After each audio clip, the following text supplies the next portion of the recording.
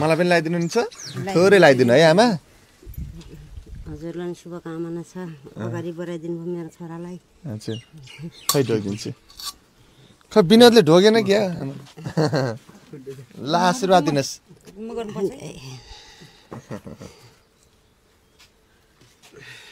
भाइ राम्रो प्रगति होस् हाम्रो हजुर बाबुलाई पनि अब काठमाडौँसम्म नमस्ते लगेर बाबुको भविष्य चाहिँ राम्रो होस् उज्जवल होस् धेरै धेरै शुभकामना तिमीले चाहिँ रेकर्ड गरेर राम्रो भाइरल भएको र हाम्रो एकदम विगत ठाउँदेखि भाइ चाहिँ है भाइको अवस्था पनि त्यस्तै छ छिट्टै सफल भएको हेर्न पाऊँ है बजारमा एल्बम आओस् धेरै धेरै शुभकामना मैले चाहिँ थोरै आफ्नो तर्फबाट भाइलाई पैसा तिम्रो लागि बाटो खर्च भनेर तिमीलाई है यति धेरै माया गर्ने यहाँका मान्छेहरू यति धेरै माया गर्ने छन् धेरै धेरै बधाई छ मेरो भाइ विनोद तिमीलाई है गीत रेकर्ड गर्न काठमाडौँ जाँदैछौ तिमी गायक बन्दैछौ कतिको खुसी लागेको छ अब फाइनल्ली गीत रेकर्ड गर्ने अवसर आयो हामी यति बेला काठमाडौँ पनि जाँदैछौँ धेरै खुसी लागेको छ मलाई अचम्म पनि लागिरहेको छ अब यस्तो हुन्छ होला भने मैले जिन्दगीमा सोचेको पनि थिइनँ सायद सपना पनि देखेको थिइनँ होला मैले यस्तो यति ठुलो हुन्छ होला भनेर धेरै धेरै धन्यवाद दिन चाहन्छु सबैलाई जे भइरहेछ नि हजुर के भइरहेछ रे सपना जस्तो सबै नसोचेको नि हजुर सबै नसोचेको भइरहेछ यस्तो हुन्छ होला भने थाहा थिएन तर भयो हुँदै अब अगाडि बढ्ने क्षमता दिइरहनु भएको छ अझै अगाडि बढ्न सक्छु होला भन्ने आँट राखेर हिँडेको छु सबैलाई धन्यवाद दिन चाहन्छु जतिले सपोर्ट गर्नुभएको छ जतिले मलाई अगाडि बढाउन कोसिस गर्नुभएको छ सबैलाई धन्यवाद भन्न चाहन्छु आमा के भयो दुःख न यो छोरो जाने अगाडि बढ्छ कि अगाडि बढोस् यो अझै पनि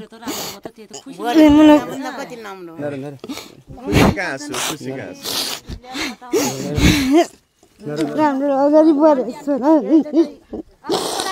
छोराले गर्छ नि त के टेन्सन मान्नु भएको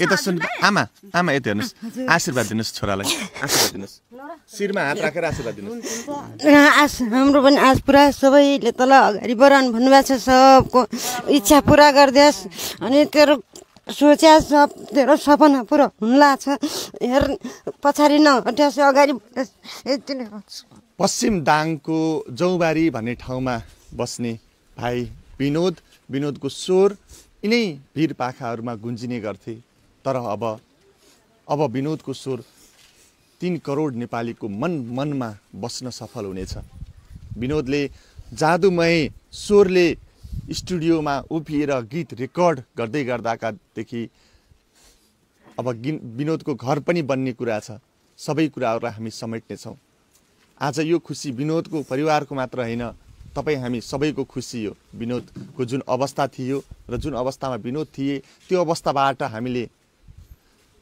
विनोदलाई एउटा गायकसम्म बनाउने प्रयास गर्दैछौँ हेरौँ हामी कतिको सफल हुन्छौँ विनोद हजुर गायक त अब हुने भइयो हजुर अब परिस्थितिले गायक बनाउन लगिरहेको छ तर सक्छु होला सक्छौ नि हजुर सक्छु स्टुडियोमा गीत रेकर्ड गर्ने बेला काम नै त होइन नि काम छैन गाउँछु मजाले सक्छौ है हजुर सक्छु ओके विनोद भाइको पहिलो गीत रेकर्ड गराउँदै हुनुहुन्छ एकदमै वरिष्ठ गायिका हुनुहुन्छ लोकगायिका पूर्णकला बिसी दिदी उहाँले फोन गरेर भाइ म विनोदसँग गीत रेकर्ड गराउन चाहन्छु विनोद भाइको जुन अवस्था देखिसकेपछि मलाई निकै नै पोल्यो म त्यो भाइलाई थोरै सहयोग मेरो तर्फबाट गर्न चाहन्छु भन्नुभयो साँच्चीकै उहाँको फोन आउँदा म धेरै नै खुसी भएको थिएँ र त्यस पछाडि दोस्रो गीत प्रेम देउबाजीको गीत छ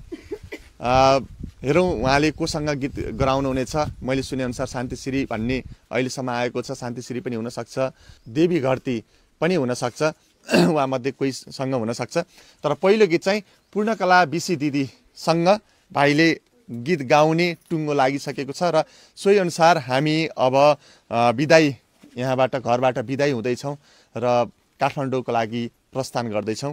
बुवासँग कुरा भयो त? कुरा गर्न पाएन, उहाँको मोबाइल छैन अनि त्यही भएर अन्तबाट खबर पाएको भोलि आइपुग्नुहुन्छ अरे घर। ए बुवा पनि आउँदै हुनुहुन्छ? हजुर। ए बुवा चाहिँ किन आउनु लाग्नु भएको? उता काम सकियो होला ठेकदारको, अनि पहिल्यैदेखि आउन खोजेको तर काम राम्रो नभएर आउन कस्यो, तर ठेकदारले गर्दा यताउति गर्दा भएन।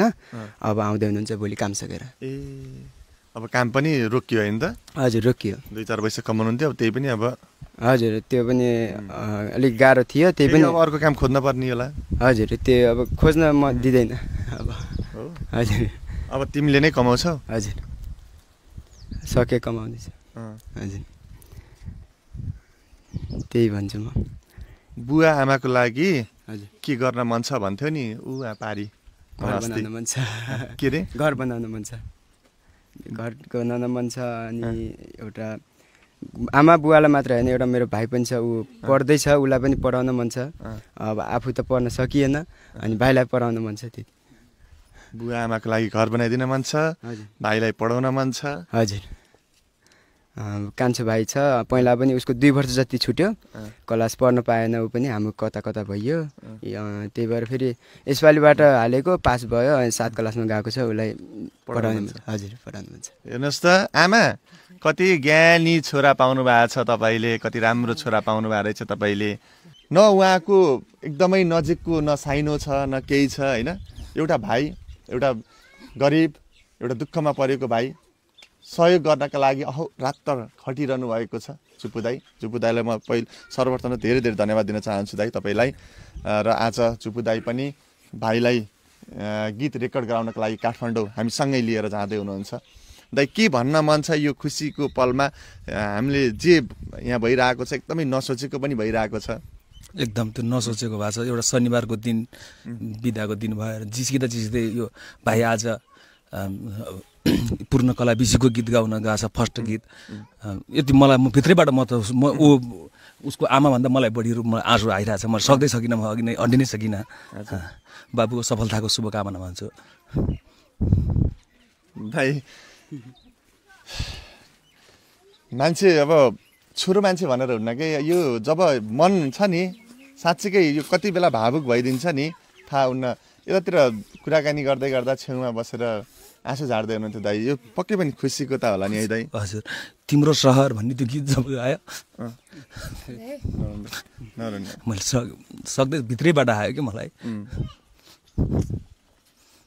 तपाईँको यो साथ जुन भाइलाई छ नि, यो साथले गर्दा भाइ अगाडि बढ्छन् दाइ? तपाईँ ढुक्क हुनु? ढुक्क छु म। भोजराज भाइको हातमा भाइलाई छोड्छु। भोजराज भाइलाई जब मैले भिडियो हालेको 10 मिनटमा भोजराज भाइले दाइ मिठो छ दाइ, है मिठो छ दाइ भनेर मेसेज आयो, कमेन्ट पनि आयो। त्यसपछि एकदम खुसी भयो। म त्यो रात सुतिनँ। मैले फेरि हिजो भाइलाई भोलि काठमाडौँ लग्ने भाइ दाइ को जान्छ भन्ने बेला फेरि रातभरि सुतिनँ म।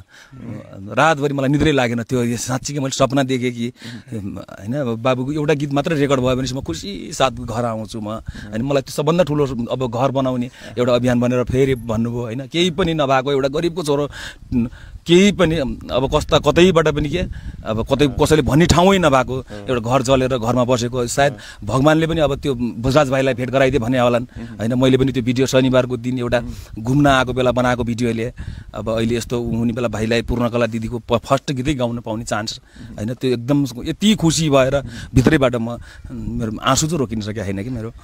रेलको बाटो पुग्दैछ रे तिमी बस्ने सहरैमा, हुम्ला कहिले मोटर आउला, हुम्ला कहिले मोटर आउला, बसेको छु रहरैमा। ए हजुर बसेको छु हेर्ने रहरैमा। पुरा पुगोस् यसलाई भन्ने सोचे, पुरा पुगोस् अगाडि। धेरै धेरै धन्यवाद। म पछि आयो भने हातको प्लेट फालौँ न। त्यो आशा भरोसा हातको के भन्यो बाबु? हातमा पहिला भाँचेको प्लेट छ, त्यो दुख्छ भन्नुहुन्छ, त्यही भएर नरो क्या। नरो नरो नरो नरो क्या। म जानु बेला हुन्छ नि त्यसरी। आमालाई नरो नरो नरो भनेको म फर्केर आएपछि के भन्थ्यो भन त हातमा प्लेट छ ऊ फाल्ने नेपालमा महँगो लाग्छ अनि इन्डियामा अलि हजुर कुन हात हो रामा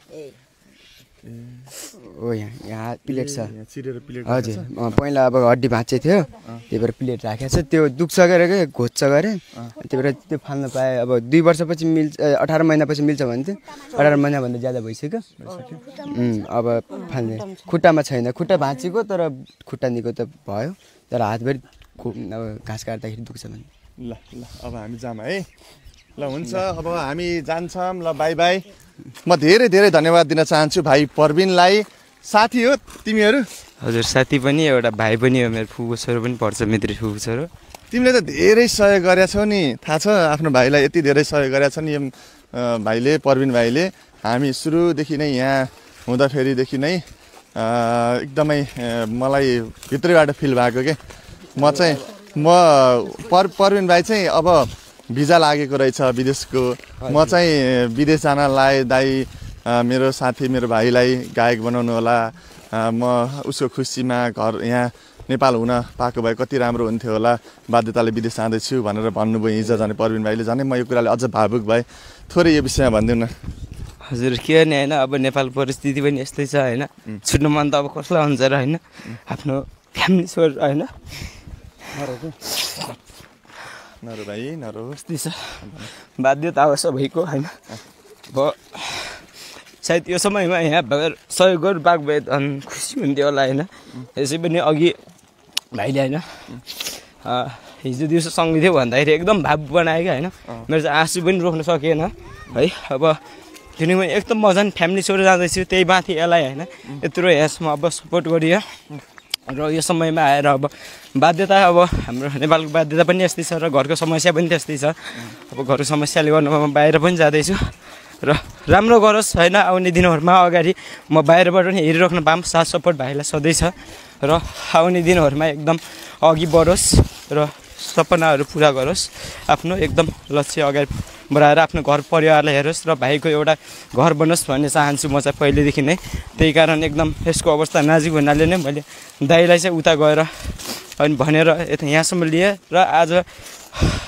आएर भाइसँग छुट्नु पर्दैछ र एकदम होइन नरो भाइ अब सधैँ भने जस्तो कहाँ हुन्छ र सँगै बस्नु त कसलाई मन हुँदैन र तर बाध्यताले गर्दा हामी नेपालीहरू विदेश हुनु परिरहेको छ होइन आज तिमी नेपाल छाडेर विदेश जाँदैछौ उता तिम्रो साथी तिम्रो भाइ गीत गाउनका लागि काठमाडौँ जाँदैछन् यो खुसीमा तिमी पनि सँगै भइदिएको भए कति राम्रो हुन्थ्यो होला तिमी विदेश जान नपर्ने अवस्था आएको भए त तिम्रो भिजा नलागेको भए त तिमी सायद सँगै जान्थ्यौ होला है हजुर जान्थेँ मेरो भिजा नआएको भए चाहिँ जान्थेँ मेरो हिजो मात्रै अब काठमाडौँ जानुपर्छ भनेर फोन आएको थियो अब यो गरी त्यहाँ 5-6 दिनको काम छ त्यो टिकट निकालेर म पनि गइहाल्नु पर्छ र यो समयमा आएर मैले अहिले आएर भाइ साथ आउँछौ नि हजुर आउँछु विदेश जानभन्दा अगाडि एकचोटि साथीलाई भेटेर जानु भाइलाई भेटेर जानु है हुन्छ है हुन्छ धेरै धेरै धन्यवाद यस्तो एउटा दोस्ती भने पनि अब दाइ भने पनि होइन उसले परबिनले जुन हिसाबले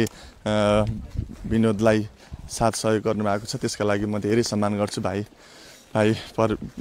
परबिनलाई र तपाईँ यहाँ देख्न सक्नुहुन्छ हेर्नुहोस् त कति धेरै स्थानीयहरू हुनुहुन्छ गाउँलेहरू कति धेरै हुनुहुन्छ सबैले विनोद गायक बनेको हेर्न मन गर्नुभएको छ धेरै धेरै माया गर्नुहुन्छ सबैजनाले धेरै धेरै साथ दिनुभएको छ सबैजनालाई म धेरै धेरै धन्यवाद दिन चाहन्छु हेर्नुहोस् अब हामी अघि त्यो एउटा जङ्गलको बाटोलाई छिचोल्दै आउने क्रममा अब यहाँनिर मात्रै एउटा घर छ हेर्नु अब यही एउटा मात्रै घर हो त्यो पारीको एउटा घर जुन घरमा विनोद बस्दै आइरहेका छन् त्योभन्दा पनि पारी विनोदको जलेको घर छ र यतातिर अझै गाउँ आएको छैन अब यहाँबाट फेरि एउटा उता देखाइदियो त जङ्गल अब यहाँबाट फेरि एउटा जङ्गल सुरु हुन्छ अब यो जङ्गल सकिएपछि बल्ल त्यहाँनिर अब त्यहाँबाट गाउँ सुरु हुन्छ त्यही गाउँका फेरि उहाँहरू चाहिँ त्यही गाउँको हुनुहुन्छ सबैजना है भनेपछि यस्तो छ यहाँको भौगोलिक अवस्था पनि होइन अब हामी हिँड्दै गइरहेका छौँ हामी हिँड्दै नै अझै लगभग 20 मिनट अझै हिँड्नुपर्छ हामीलाई र बल्ल गाडी लाग्ने बाटो आउँछ ल भयो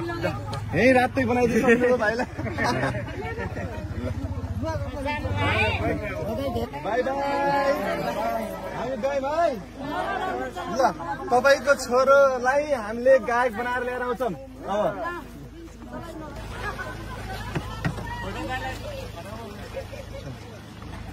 भाइ राम्रोसँग जानु है नबजास् है ल हस् बाई बाई